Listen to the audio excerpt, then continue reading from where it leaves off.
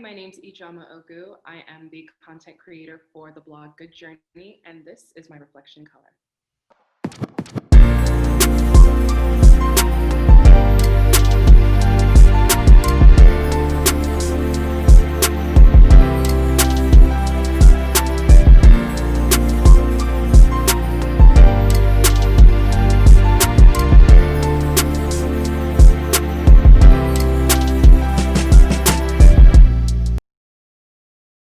Hi, and welcome to the 5th episode of Reflections in Color. My name is Ewune, and I'm the founder of Minds Over Melanin. Today, we are joined by Ijeoma Oguh. She is an HR consultant by day and a blogger influencer by night. She's a single mom, originally from El Paso, by way of Utah, and has settled here in Houston, Texas. And today, she's going to speak to us about the pressures of marriage and her personal journey within her relationships. Hi, EJ. Hi, how are you? Good. Thank you so much for agreeing to be here today. Thank you for having me. Such an honor. My pleasure. So, quick backstory for everyone listening in. I found EJ by way of her blog, Goodjournee. So, saw some cute posts, thought I'll peruse through it, and found this beautiful story about her marriage. But before we get into that, where did you get Goodjournee from? I think that's such a beautiful title for a blog. Thank you. And I have to thank my parents for that because Goodjournee is actually the definition of my name, Ijeoma. I'm of Igbo descent from Nigeria, so I'm Igbo, and so the name Ijeoma means good journey. Nice, nice. So that was kind of ordained. That's what it sounds like to me. Yes. Thank you, thank you. So let's get into why we're here today. We're talking about the pressures of marriage. So like I stated earlier, I was on your blog and you kind of discussed your personal experience with marriage. So you know that you are divorced, and the way you kind of walk through your journey with marriage really piqued my interest. And I thought this was something that people would love to learn more about. So first, let's kind of talk about your understanding of marriage. Thinking back through your life, when did you learn about what marriage was, or when was it mentioned to you, for example? So, I feel like marriage has been an ever-present institution in my mind. My parents are still married, have been married for coming on 40 years. Wow. The people I grew up around, their parents were married. Like, we always saw a unit. There was always a family unit. So it was like once you graduated college, the natural next step is to get your own unit. So it's always kind of been, whether it's directly spoken, but more so indirect in just its presence around my life. Okay. Did anyone ever tell you, like, after you graduate from college, the next step is to find a husband, or is that something you really observed and just reflected to your life and your expectations? Yeah, it's one thing that was kind of expected and observed. And I don't know that it's very different from many communities, but growing up Nigerian, our whole basis of familial life is like, it's very strong. And so we're kind of trained, daughters especially, I won't talk about sons because that's a very different conversation, but daughters especially are trained to, we go to school, we get a great education, we finish that education, and we get married. Nowhere in there do you date, nowhere in there do you have any male friends of any kind, but once you've graduated and you receive your degree, the next expectation is to get married and then to have children. It sounds crazy, but that's usually what happens. So Okay. yeah, that's kind of the trajectory. So I have some follow questions. So you mentioned that when you graduate, the next expectation is to get married, but there was no encouragement of dating or having male interactions. So are arranged marriages more of a thing? And I asked because my family's from Cameroon, and arranged marriages do happen, not as often now, but it is a possibility. So is that the case for you and your culture, or you just find a man and get married very quickly? Not so much in our culture is it arranged marriages. I think that our parents raise all these Igbo kids in a community. So it's kind of, you get to pick from the community. And so the community, especially in Houston, it's very large. So it's not like you pick out of 5 people. It's like hundreds, almost thousands of people that you can choose from. So you going to high school and having a boyfriend, even if he is part of the community, it's very much frowned upon because that's not your focus. It's like you have to have blinders on, and the only focus that you are there to do is school. Anything outside of that, especially boys, is forbidden fully.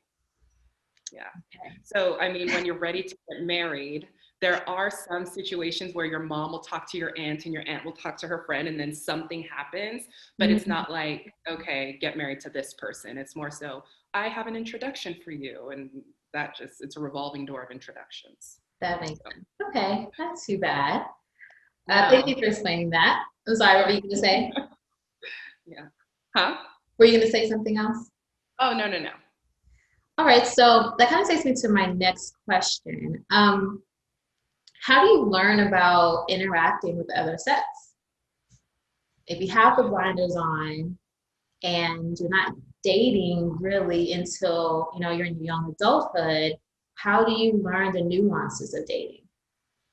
You know, I mean, you observe your friends that are American or of another background, and you kind of observe and you talk through that. You watch movies and TV shows, but you don't really have a firsthand account. You can't talk to your parents and say, hey, when you were in high school and you were dating, what was that like? Because that conversation can't happen because that situation never existed. So it's really kind of being on the outside and looking in and trying to extract learnings from other people.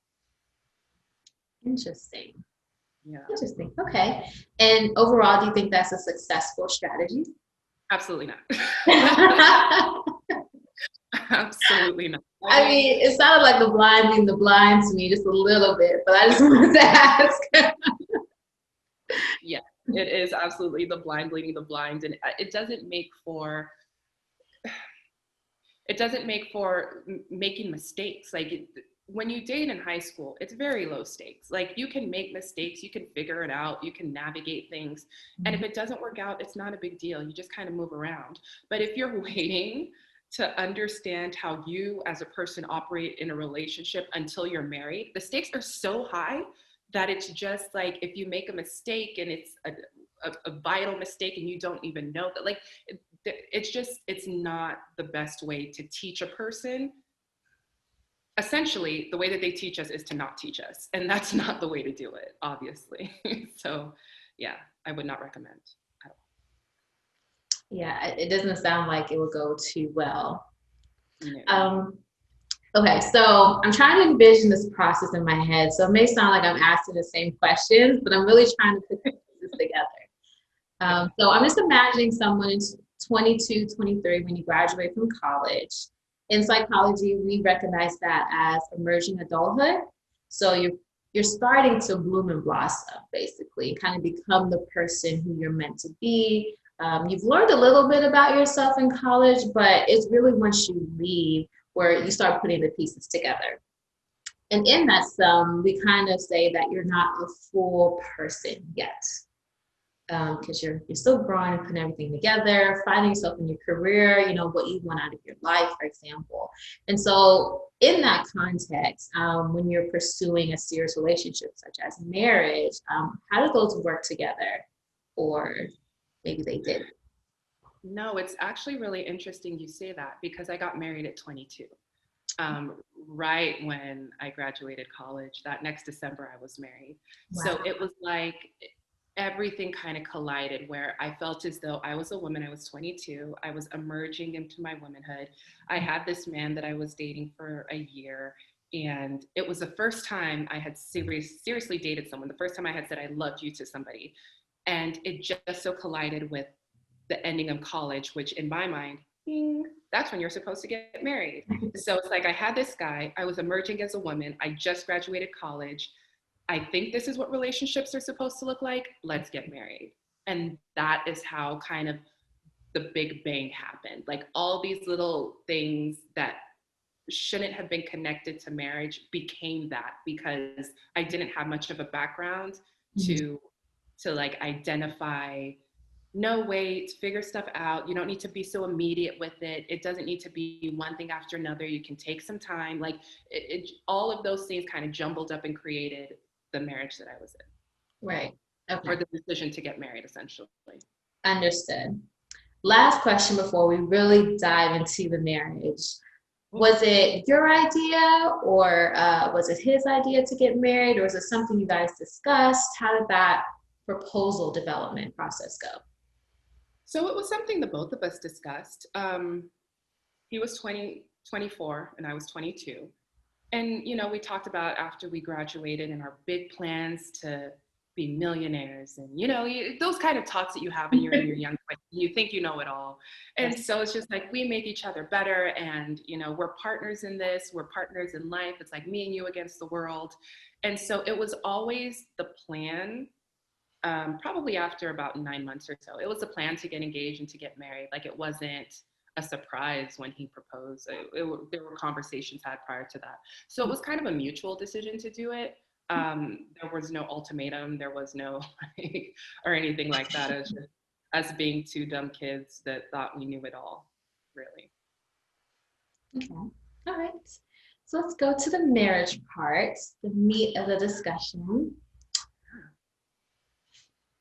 What attracted you to your husband initially? At the time, he was really attractive. Like, he was the first thing that attracted me was the fact that he was hot. Like, It's interesting you say that because I was like, did he say that way? And I guess not. you have rose-colored glasses, right? So when those come off after years and years of stuff, now, we co-parent and that's fine. I kind of see him like a brother, to be honest. Like, that's kind of the relationship we have. But back then, he was like the most attractive guy that I've ever seen. He had these lofty goals and aspirations, and I was really attracted to his mind and that. So yeah, initially. Okay. All right. In your blog, you discuss you guys were married in Utah or were living in Utah together and then relocated to Houston, Texas. And from what I recall, you received a job and then he kind of just followed and got settled here with you. Is that correct? That's 100% correct. Yeah, we got married in Utah in 2008. And we stayed there for 3 years while the both of us were working on our master's degrees. I got an MBA and he got an MPA in public administration. And so upon graduation, I received a job offer for Houston. And so I moved to Houston in January of 2012, and he still had a semester left. So he was in Utah until May of that same year, and then he came. Alrighty. Yeah. In your blog, you discuss how your relationship changed once you relocated. Can you please, tell the audience about that a little bit more? Yeah. So a lot of things happened, and I don't know if I explained this in the blog because in the scope of what I was discussing and talking about, it didn't really fit. But a couple of months before he moved to Houston, he's adopted, by the way. So a couple of months before he moved to Houston, he found his birth mom. And so that kind of threw him for a loop. He was super excited to meet her, et cetera, but it kind of threw him for a loop kind of mentally, and it wasn't something that he dealt with. He internalized those feelings. And so moving to Houston was a big culture shift for him. For one, the people are very different. Living in Utah, it's very homogenous. Everybody kind of looks the same. Everybody goes to the same church. Everybody, you know what I mean? Like, it's Utah. And so when you move to Houston, it's an international hub, and you're just like eyes wide open. There's so much going on, so much to see, so much to do, so many people to meet that I've never met before in my life. I think that there was a culture shock in the move. And then there was also just a shock to the system, and like, he has this whole other family that he's now leaving Utah for the first time in his life that he just met. And so he came with that baggage into our Houston, where, I don't know that, and I still to this day, if he's watching this, I still don't think he's really dealt with the birth mom situation as well as he should have. Mm-hmm. It's a difficult thing. Sure. And I think the timeline of that is infinite, unfortunately. Dealing with the feelings of abandonment and rejection, that takes a toll on a person. Absolutely. And it's interesting you say that because in the blog, I also talked about how I was working a lot and I wasn't giving him as much attention as he was used to. So that feeling of me abandoning him with those, the weight of what was there previous, I think kind of helped in the dissolution of our marriage and a lot of the decisions that he made that led to it. I think there was resentment held for me, resentment that he felt to me because of that. Yeah. Absolutely. That's great insight. And I definitely want to revisit that because when we discuss relationships, people tend to make them one-sided. And while I believe everyone is accountable for the decisions that they make, I still think everyone contributes in some form or fashion. And no one should be left holding the bag of a relationship 100%. So first, before we kind of dig deeper into that aspect, you've already noted that, you realized that you were kind of working a lot and your husband wasn't receiving as much attention from you at that time. Looking back as well, do you think you missed any signs that the relationship was changing significantly? That's a great question. I think that I I don't know that I missed signs. I don't know that he was very blatant with his signs. Like I know that I absolutely did not put a lot of work into the marriage because I thought it was strong enough to withstand it. And so I took my eye off the ball. And and if there were subtle signs that were happening, I missed them completely. And even looking back on it now, I mean, there's a couple of things, but I don't know that those were really signs. I just think that that was just kind of like life happening. So, Yeah. there were certain times where I would work a full 12-hour day and then my coworkers wanted to go to happy hour after. And I would just be like, I call him up and like, hey, I'm gonna go to happy hour. And he'd be like, how long are you gonna be there? It's like, question mark, I don't know. I'll figure it out. Click. And there wasn't any back and forth. There wasn't any conversation after that. It was just kind of like, all right. It was more apathetic.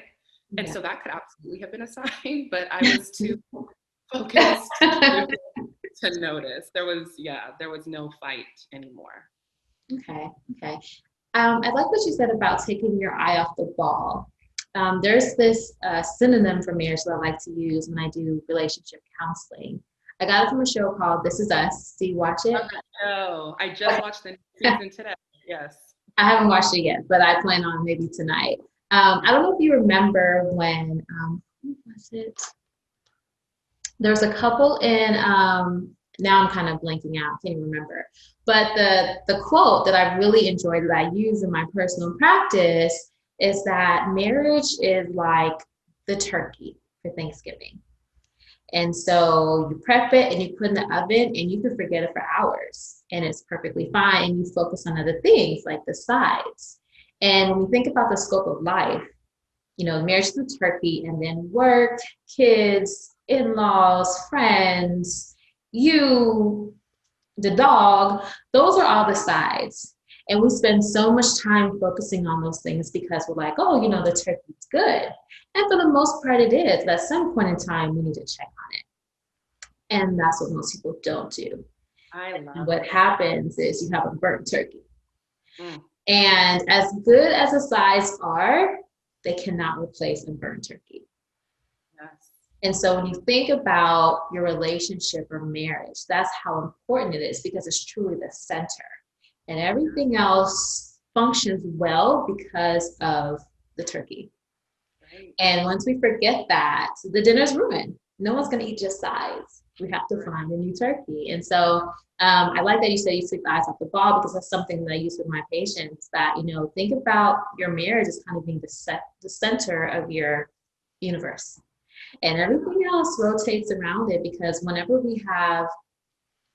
our marriage is not doing well, it reflects in other parts of our lives. 100%. So, and I know some people are like, well, my marriage doesn't mean everything. It's like, but to some degree, it's so important and we don't realize, and that could be a telltale sign as well, that we don't realize how important our marriage is to the scope of our lives. Yeah, that's a really good point. I like that analogy. That's smart. That was good writing. I borrowed that. All right. So you mentioned in your blog that there was some infidelity in your relationship, and ultimately that's what led to the dissolution of your marriage. We've already kind of talked about how your marriage was before the infidelity, but can you think of anything else besides the apathy that you mentioned earlier, that you may have missed that you think could have been a sign of that? Or if you would like to retell how you were made aware of the infidelity? To answer the first question, I think the apathy was a telltale sign. I don't know that there was any other signs than that, Okay. until it came to the actual finding out. And so, let me paint you a picture. We were sitting and watching Red 2. I will never forget that movie. He was sitting on the couch and I was on the floor. And he went to go make a sandwich and his back was in the kitchen and his back was turned to me. And so like, this was a rare situation where both of us were home, neither of us were working. And so like, I wanted to be super cutesy. So I like kind of gave him a hug from behind and he like snatched his phone and like hit it. And I was like, and like at that point, that's when like the antenna started to go up. And that's when I think I read it in my blog too, like FBI training comes into use, because at that point, like I never had the need or the want or the desire or the feeling that I needed to check stuff until that happened. And once that happened, I started checking into things. And that's when the ball of yarn started to unravel. And I found all sorts of things, because I don't know how many men watch this show that you do, but men, I will tell you right now, you are not good at cheating. Like, we will always find out because you're messy. So, you know, I looked into phone records and Skype was big at that time. This is back in, goodness, 2015, 16. I looked into his Skype, I looked into his Facebook, his Instagram DMs, like everything. And it was just, it was exactly what I thought it was after he hid the phone and then exclaimed that, no, no, no, it's nothing. It's like, now it's clearly something. Okay. Yeah. How did you confront him with the information? I just kind of asked him, who is this? And his response was, oh, that's just a coworker. And they were all coworkers. What was very interesting to me, and to this day, is that every woman that he cheated on me with, it was, you know, he worked at JCPenney at the time as like a level manager or whatever the case was. So every woman that he cheated on me with was like a cashier or something of that nature. And to me, that signified that he was looking for somebody that almost kind of like looked up to him, somebody that thought he was fantastic and thought that he was just like the best thing ever. And I felt as though he thought that I emasculated him, because at the time I was making more money, I was busy, I had these great friends, and it was just like he saw me as what he wanted to be. And instead of, you know, being a partner in that, he saw me as competition. And so once that happened, he was looking for somebody that he can win against. And that's when I think all these kinds of women came in, because they were different women, but they were all the same. They were very much so mirror images of each other. And that pattern was very telling to how he felt, but I don't know that he had the emotional maturity to verbalize. And so, yeah. So there were some feelings of jealousy and inadequacy. Yeah, definitely. Yeah. And those were things that he told me, that, you know, he wishes that he had gotten an MBA instead of an MPA. He wishes that he had gone the same route that I did instead of going the other. And it was like, I kind of took it as like flippant, like, okay. Because I'm the type that's like, just whatever you're doing, whatever lane you're in, just be good at that. Like, just do that lane, because comparison is the thief of joy. Like, you can compare yourself to anybody and just feel so inadequate all the time. It's like, why compare somebody else's journey to your own? Just be good at your own journey and you'll be happy. But that wasn't the case at the time with him. Yeah, so there's a lot of regret that sounds like he was projecting onto you. Definitely. Yeah, definitely. Definitely. I had something I wanted to say. um, effective communication can go so far in a relationship. And when I say effective communication, it's not just, hey, do you want to go here? Or hey, how was your day? But being vulnerable with your significant other. And in my personal experience, and please let me know because you have other married friends as well, it seems like some couples struggle with that. You know, they struggle with being vulnerable to their partners. And even going to what you mentioned earlier about fighting your significant other versus realizing you're on the same team and should be fighting for the relationship, not fighting against each other. And it seems a lot of couples just focus on winning rather than how can we understand each other to a point where we can resolve this situation, whatever it is. Right. Because conflict is a normal aspect of life. And inadequacy is another normal aspect of life, and so is regret, right? So all of these things are normal, and so not to down anyone who experiences them, because I think we've all been there at some point in time.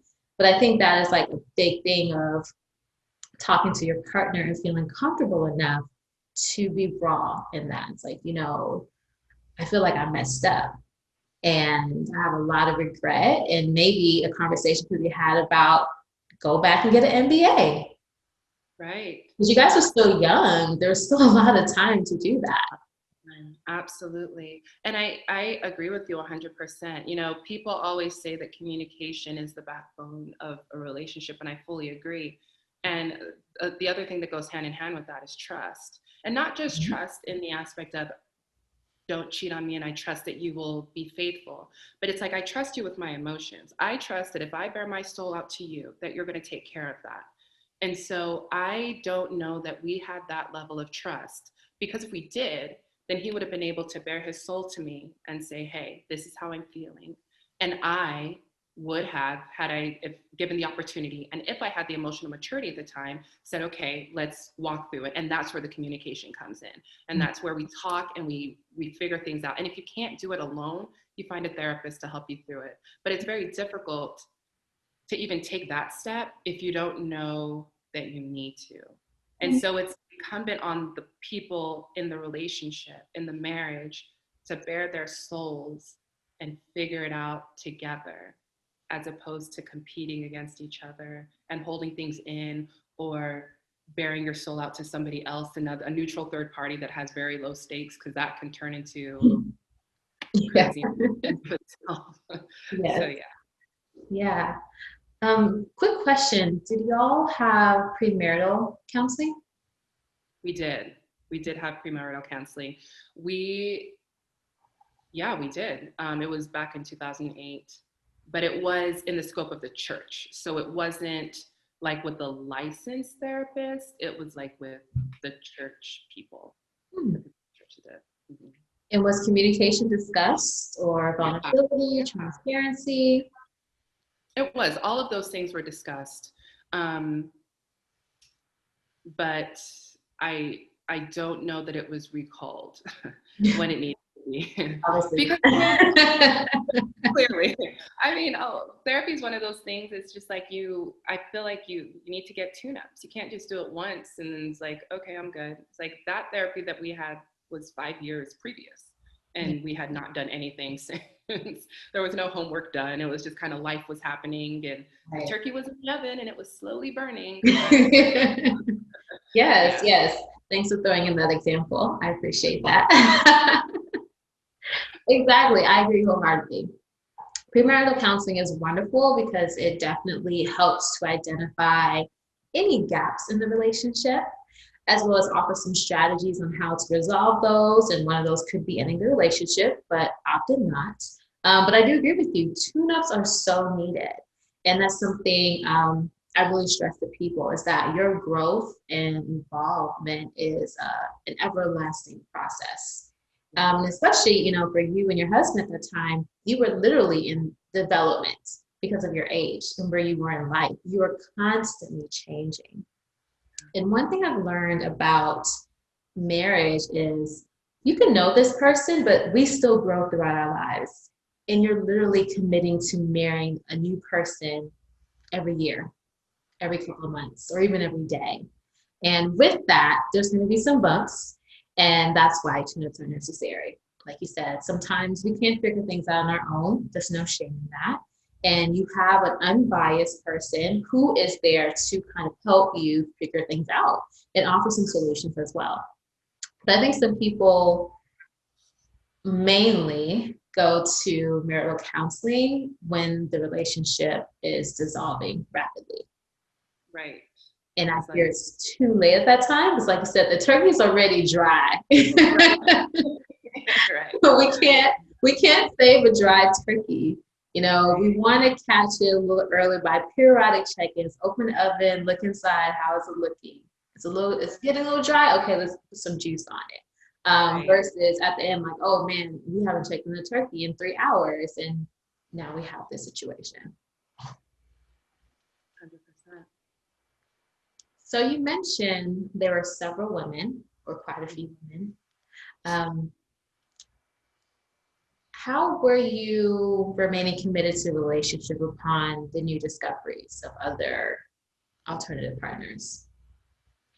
It's funny because I look back on it now, and the person that I was back then is very different than the person I am now. I was scared out of my mind to leave the relationship. So in my mind, because you have to keep in mind, I had not adulted by myself at all. I was 17, graduated high school, went to college, graduated college, and got married. So there was no time in there that I had balanced a checkbook. There was no time in there that I had opened a bank account by myself or changed a tire or even put air in a tire by myself. Like I didn't know how to be an adult without a person with me. So even finding out about these women, it wasn't like, okay, if I find out about one more, I'm leaving. That was never even a thought in my mind. It was like, please stop, please stop, please stop. I was like crying and all of that Yeah. just to try and make him change course. I started working less. I had actually gotten a new job, which turned out to be better. But I got a new job where I was able to work from home. So I was home a lot more. Mm-hmm. So, you know, the thing that caused the breakdown, or one of the biggest thing that caused the breakdown is me, you know, not being home, not giving him attention, that was eliminated. So in my mind, I was like, okay, so then we should be fine. Okay. Not the case. And so when those new women emerged, it wasn't like I wanted to leave. It was like I was trying to fix it. And then two, on top of that, divorce in the Nigerian culture is so taboo that it's like I fought tooth and nail to be able to marry this man because my parents didn't agree. So I fought tooth and nail with them to even marry this man. And then for me to turn around 5 years later and be like, hey guys, like there was a pride there that it was like, I'm going to make this work. Yeah. And so it was exhausting because it was me working overtime to try and make this marriage work. And then the other person in the marriage not working at all, like not doing any of the lifting, not to talk about heavy lifting. Mm-hmm. So it was really exhausting on my mental psyche, Mm-hmm. to kind of hold on to something so tight that just it wasn't there anymore. Absolutely. And speaking of your psyche, how were you doing at that time? Were you taking care of yourself? No. And the thing was, I was pregnant at the time. So I found out about the cheating initially, and I was 4 months pregnant. So the whole time when I was kind of uncovering and peeling back layers, I was pregnant at the time. And my prayer, I will never forget it. I was like, please do not let me get postpartum depression because I don't think I can survive it. Like, I don't think I can survive that on top of everything I'm going with. Thank God that was an answered prayer. Like, I didn't suffer with that. Thank God. But I was very much so like, I need to keep this family together. I need to focus on that. Like, work was kind of put in the background, which was crazy for me because my whole life had been focus, work, education, get a good job. And I had all those things. So I was like, okay, well, let me take my foot off the gas here. Let me stop talking to my friends so much and put them in the background and just focus solely on this marriage. And that was bringing me so much anxiety it caused depression. Like I was hiding my life from the people that loved me, because if I told them the truth, then I would have to admit to myself that my marriage had failed. So behind closed doors was a different scenario than what was happening, in front of people. And that facade was exhausting. I remember like I would be driving around and I'd have to pull over because I was just like sobbing because it was just so heavy to hold on to. So yeah, my mental at that time it was not great. I was a shell of a human being. Like it was bad. I can only imagine. And as I listened to you discuss your reasons for staying in a marriage, you didn't mention that you wanted to be with him. No, I didn't. I did, looking back on it now, I did at that time, I didn't. It happens once, cheating, you cheat once and it's kind of an ego blow and, Mm-hmm. you lose faith and you lose trust, but it's repairable with time and with therapy and that. But when it happens over and over and over again, at a certain point, you just kind of become numb to it. And then you become numb to the person because you have to. It's out of self-preservation. Because if I continue to be raw and this continues to happen, I can't continue to break down every single time I find out. So at a certain point, I just stopped crying. Like it was just like, oh. I remember one time a girl came to me as a woman. That happened a lot more than I would like to admit. Wow. Yeah, she was like, your husband was just here and blah, blah, blah. And I remember calling his mom at the time after I got off the phone with that girl. And I called his mom and all I said was, he did it again. Click. Like, you talk to him because I'm out of ideas. Like, there was just like, it was stone faced. I had nothing left. But I still tried. Yeah. Yeah. So, would you describe his behavior as abusive at that time? Emotionally, yes. Because it was, I'll never do it again. Please, like, I'll never do it again. And then it wouldn't even be like up to a week. And then I check a text message and sure enough, never stopped. And then I'll confront him and, oh, I'll never do it again. I'm so sorry. There were tears on his end. And then I'll check again and sure enough. So it was, I think there was, oh, no, I won't say I think. There was definitely an emotional abuse factor where he didn't want to leave, but he didn't want to stay either. He didn't want to fully stay. Because I think, too, I was scared of being an adult by myself, and I think a little bit he was, too. So he was going to stick around as long as I was going to allow him to stick around. Sounds plausible. Sounds plausible. I just can't imagine the pain of being in a marriage and being so miserable and being pregnant on top of that. And you don't have the support of your husband and you're limiting your contact with family members because you want to conceal what's happening in your home. Yeah, it was a tough pregnancy because of that. And even when she was a baby, when she was first born, it was very difficult because it was like I couldn't really even enjoy that because I wanted to hurry up and snap back so that my husband can like still like me. I needed to hurry up and you know what I mean? Like the focus was just so off. Like everything was just off. It's a lot of stress. A lot. Yeah. Absolutely. I'm really sad to hear you went through that. Well, it's better on the other side. It's good that I can talk about it and hopefully help somebody that may be in the same situation or similar situation. But, at the time it was absolutely devastating, but coming up on the other side and where I am now, like I said, I'm not that same person at all. Very much so a different person. What was your turning point? So I had gone to a wedding. I played volleyball in college and one of my teammates had gotten married up in Dallas. And that was it was after the wedding. I was not the best wedding guest. Like they were saying their vows and I was back there like, okay, like rolling my eyes. So it was after the wedding and we had gone to brunch, me and a couple of my girlfriends. And for the first time I said it out loud to somebody else, what was going on. And they were like, what? You've been doing this for how long? And that was like 2.5 years later. So from the start to this conversation was about 2.5 years. Mm-hmm. And they were just like, no, this isn't normal.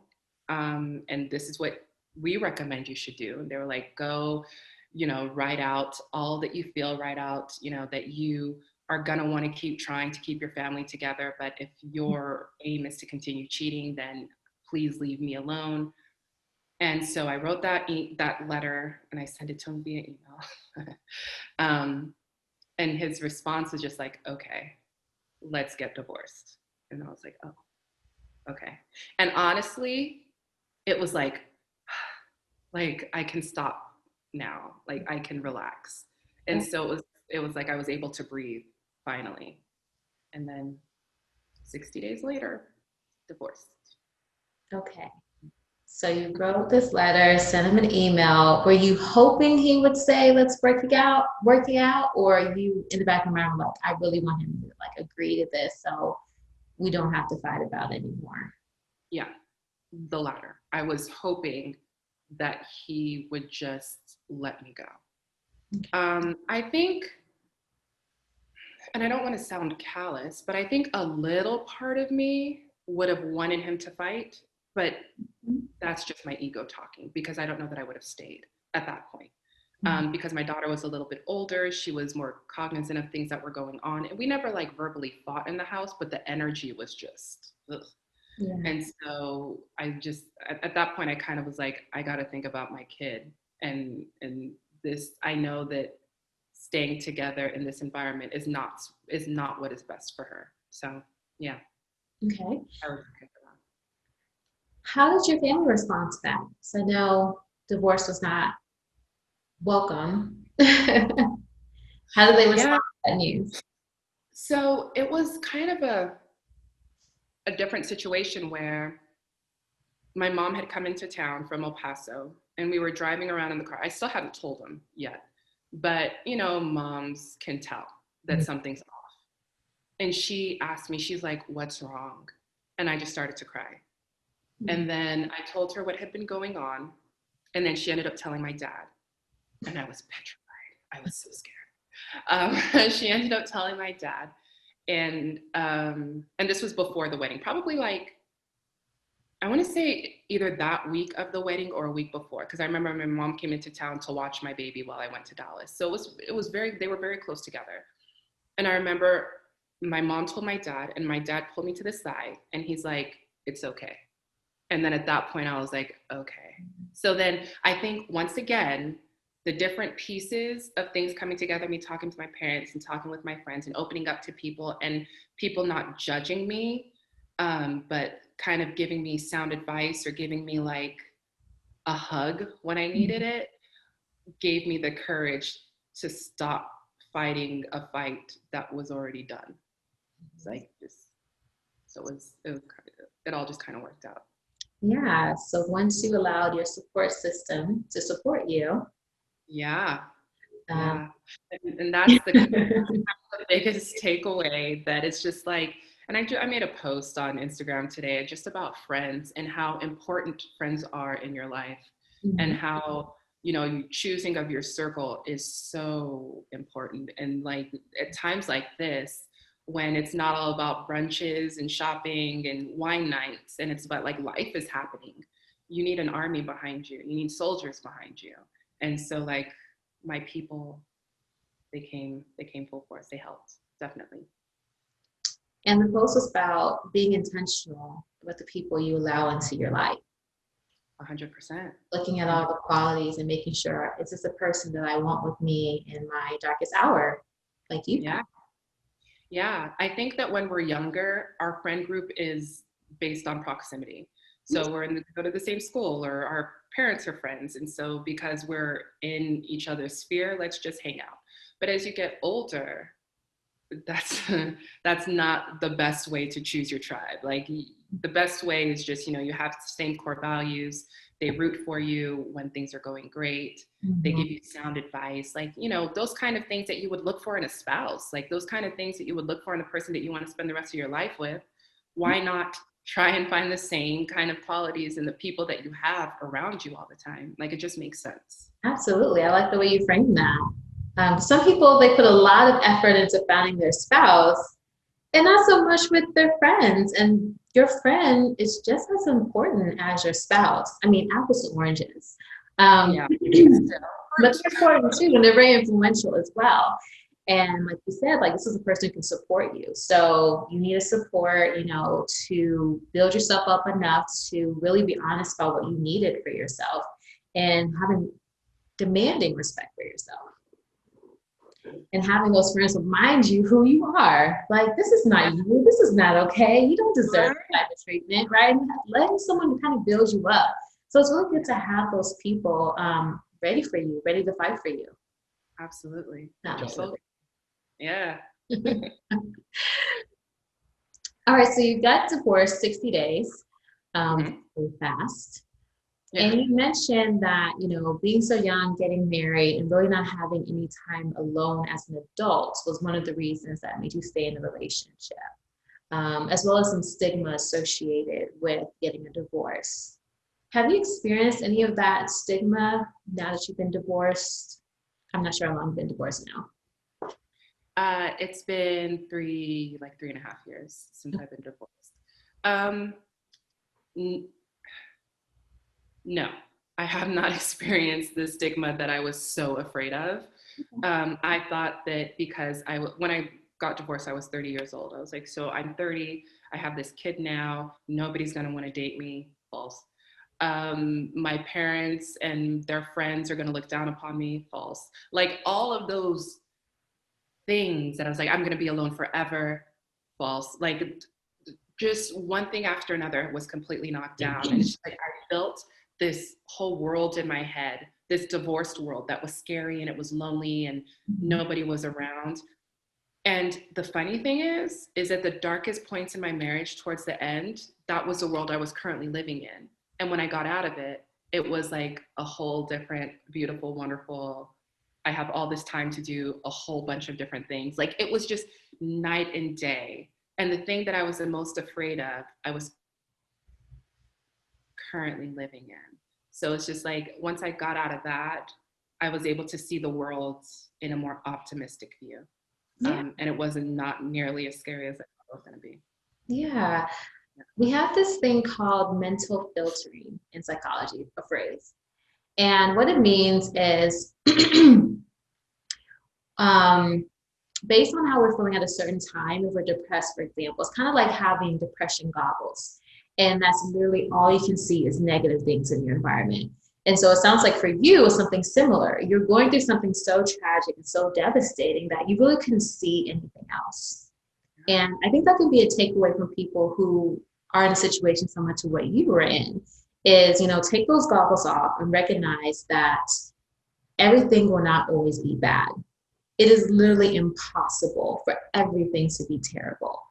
And just holding that hope, like, I know everything will not be bad. Hopefully they can use that to help them develop a more realistic perspective. Because it sounds like you're just kind of in the thick of it and you just completely took on the fold of that situation. It's like, this is going to be terrible and people will talk about me and my kids and my parents will be ashamed and my family will be ashamed. And like you said, it was nothing like that. Nothing like that at all. Yeah. It's so wild that, like, there's an actual clinical, or, you know, a term for that. I mean, I guess there's rose-colored goggle or rose-colored glasses, so there's got to be an opposite to it, and I suppose this is it. So yeah. And I think it's a nice reminder that our family and friends love us beyond titles. I think we get so caught up in titles now, like where you went to school, what degrees you have, what you do for a living, how much money you make, if you're married, where you live, the clothes you wear, and we associate that with our worth. And as you can see, that's not a healthy way to think, because when those things are disrupted, it can destroy us. Absolutely. Yeah. Like, you can't place a value of a person on what they have or what they've earned, because all of that can be stripped away. And what are you left with? That's the thing that you need to be holding on to, is what are you left with? What is your character? What is your heart? Like, those are the things that matter. And those are the things that your family and friends are around you for. Like, those are the things that draw them close to you, not because you have an MBA or not because you live in this area or because you make this much money. Like, all of that, let it be stripped away tomorrow. Where are they going? Nowhere. I think that's not where your worth lies. Yeah. And that's comforting to know as well, is that no matter what happens, the people who love me will continue to love me. And Yes. that's so important to remember, especially when you're deep in depression, to remember that you are loved and you are valued for who you are. Yeah. Yeah, absolutely. Let's fast forward to the present tense. Okay. Who We are read the you Bible. now? You've mentioned quite a few times, when I was that person, who are you now? I believe that I am the person that God intended me to be. I am happy. I am following my bliss. Like if there's something that I want to do, I do that thing. I had a wild hair and I was like, I want to be an aerobics instructor. So for 2 years, I taught spin at LA Fitness. Like, it's something that I would never do in my life. It's like, that brought me joy. And then when it stopped bringing me joy, I stopped doing it. Mhm. Um, I sing at Lakewood, and that brings me joy. I've always loved to sing, and so I do that, and that brings me so much joy. The person that I am now knows that her value isn't in, you know, outside things. The person that's here right now is happy in her skin, loves the people that she's surrounding herself with, is confident, is secure, is a focused individual. I'm proud of myself for getting out of the situation that I was in, because I know a lot of people either don't have the courage or they can't. Like, they don't have the resources or whatever, and they're just kind of stuck in a place. And I'm just so happy that I was able to get out of it, and I feel very blessed that I was able to get out of it. Yeah, I'm a better mom. I'm just happier. And that's not the person I was before. I was very not this. that's good. I'm so happy to hear that. So how are you preparing yourself to be in a healthy relationship, provided you had an unhealthy relationship history? Yeah. So, I mean, I am in therapy, and being in therapy has enabled me to recognize my traumas. I think I wrote this in one of my blog posts. About My therapist was talking about a book called The Body Keeps Score, and whether or not you're cognizant of things that happen. If it happens again, you might have like a reaction to it. It's like, whoa, where did that come from? Mhm. So, recognizing my traumas, recognizing what I've been through, and then also having coping mechanisms to ensure that I'm able to navigate through that. And I think being a more effective communicator and a better listener is something that I'm going to be taking into my next relationship, and just being able to notice subtle signs. And I'm a grown up now. I'm 34 years old. I'm not 22. I'm a very grown up person than I was before. So in just the growing and learning of myself and learning to love myself with the assistance of therapy, I just taking all of those tools into a new relationship, and just knowing that the person that I choose is doing work on themselves as well, because I will not be the one to do the heavy lifting by myself ever again. It doesn't work. Beautiful. Very well said. Very well said. Okay, so we're almost out of time. And you kind of answered this question, but if you'd like to add a little bit more, that would be great. How do you maintain your wellness now? So you mentioned singing in church. I've seen your videos, amazing. Thank you. Going to therapy. What else do you do? I I think it just kind of sums up to doing things that make you happy, recognizing what makes you happy, and doing those things. Hanging out with my friends makes me happy, so I do those. Working out, getting my physical body in shape Yeah. makes me happy. Reading and just getting my mental health together makes me happy. Like, those kinds of things, the self-care is so important. And it's so easy as Black women, as mothers, to ignore what we need and help everybody else around us. Mhm. almost to the detriment of ourselves. So it's not selfish, and you shouldn't feel guilt by doing things you love, even if it's just sitting on the couch and not doing anything at all. Like, it's okay. And not feeling that guilt and that heaviness is absolutely key to just being the best version of yourself. I love that. I love that. If you were speaking to your 22-year-old self as she was preparing to get married, what would you say to her? Wait, it's not a race. Be patient. You don't have to do everything so immediately. Learn yourself first. And if it's meant to be, he'll still be around when you're ready. But you're not ready yet. Yeah, absolutely. Okay, let's run down these takeaways, all these gems. Um, so thinking back to, what we discussed over the past hour, I just want to highlight some of the things that you've mentioned that I think are so profound. I want to reiterate them once more for anyone who's just scrolling to the end of the video to catch the takeaways. So the first one is knowing that you don't have to live your life on anyone else's timeline but your own. So you kind of mentioned that, like, things are just the next step, the next procession. And recognizing that it doesn't have to be that way for you. And I know we've seen the memes where, you get this degree at this age or the house at this age, you still achieve those things. And that's the goal, is to achieve that. And it's not a race, like you mentioned. And so doing that, recognizing that we can do things in our own time can maybe save some people from having those disappointments. Absolutely. 2, know yourself. And that takes time. That's not something we can rush either. And unfortunately, at 22, 23, we're just starting. We're just starting. I think of myself at 22 to 23 till now in my 30s, completely different people. Completely different people. And when you're tying yourself to someone, you want to make sure there's some consistency in who you are. And at 22, you can't guarantee that because you're going to change completely. 3, recognize that we are more than our titles. We are more than our accomplishments. And your family and your friends love you for who you are. And segue into the next point. If you are in an unhealthy relationship or abusive relationship, regardless of the type of abuse, you do have the option to leave. And no one will judge you for that. Because I know you mentioned that was something you're fearful of. Did I miss anything? No. I feel like when you say it like that, it's like I said all those things. They sound Yeah. so smart. Yeah. Yes, these are your reflections.